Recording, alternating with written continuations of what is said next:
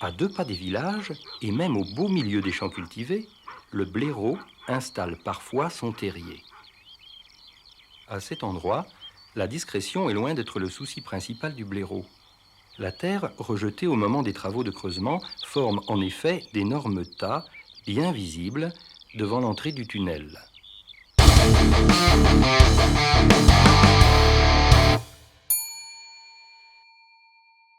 On est quand même peu de choses, hein, les amis. Et le meilleur moment pour s'en rendre compte, c'est certainement l'accouchement.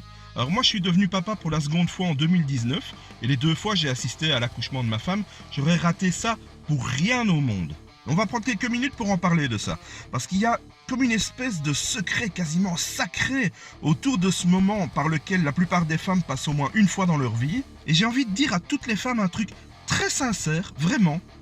Attention, spoiler, si vous aimez votre corps, ne faites pas ça.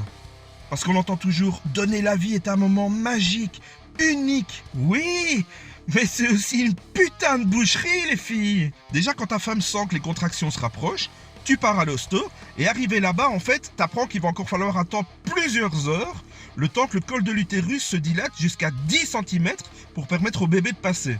Et la moyenne, c'est 1,5 cm par heure. Donc prévois un bouquin ou une Game Boy parce que t'es pas prêt de rentrer chez toi pour voir le match, quoi. L'infirmière revient voir régulièrement, hein, et au bout de 4 heures, toi t'as juste envie de lui dire Madame, si on la laisse encore se dilater, le bébé va sortir, mais une partie de sa cage thoracique aussi, hein.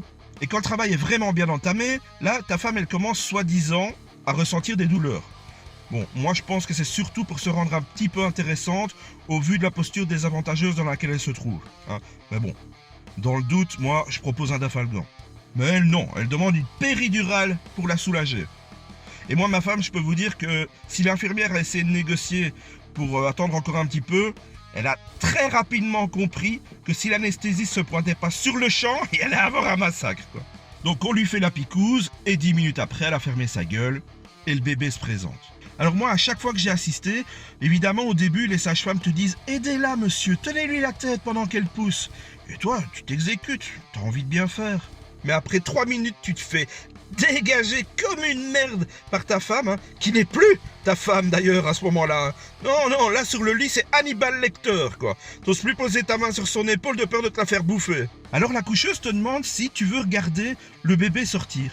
Et moi, les 2 fois, j'ai dit oui. Alors, je sais pas si la seconde fois, j'étais dans un état second à cause de l'adrénaline, ou si j'avais oublié la première fois, mais quand je suis arrivé devant le chantier, je me suis dit, ok, donc moi là, j'y vais plus. Non, hein? Dis.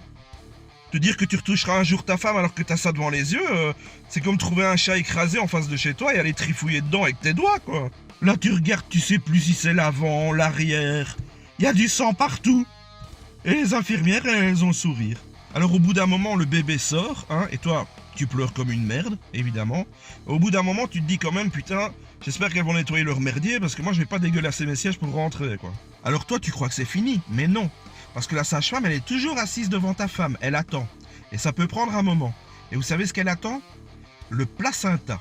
Et quand il sort enfin, t'as l'impression qu'elle a gagné Win for Life, quoi. Elle vient de sortir de ta femme un paquet de viande équivalent à environ 3 réveillons, mais elle est contente. Du coup, tout est sorti, maintenant il faut recoudre. Ouais, parce que nous les mecs, on se coupe 2 mm de doigts en fermant une enveloppe, on pleure notre mère, tu vois. Mais nos femmes, elles se font ouvrir le périnée au scalpel sans broncher, et puis recoudre. Mais attention, c'est pas de la haute couture, hein. On est beaucoup moins proche de Chanel que de la collection printemps-été de chez Redmans, hein. Et une fois que tout est terminé, il ne reste plus aux infirmières qu'à nettoyer le sang, les tripes, et tout ce qui est sorti, quoi. Ouais, parce qu'il y a un truc qu'il faut que vous sachiez aussi, c'est que pendant l'accouchement, les femmes, elles poussent très fort. Et parfois, il arrive qu'elles chient, en fait. Et autant à la maison, elles font leur mijaurée à fermer la porte des chiottes pour pas qu'on les voit faire leur petite commission au calme, autant sur la table d'accouchement, là, il n'y a clairement plus aucune retenue, quoi. Sous prétexte de donner la vie, madame se détend le sphincter et libère le kraken, quoi. Elle fait tourner la guillotine à boudin. Elle dépose le bilan. Cadeau de la maison. Et nous, après, on doit vivre avec ça. Allez. Courage, les gars. Et... salut.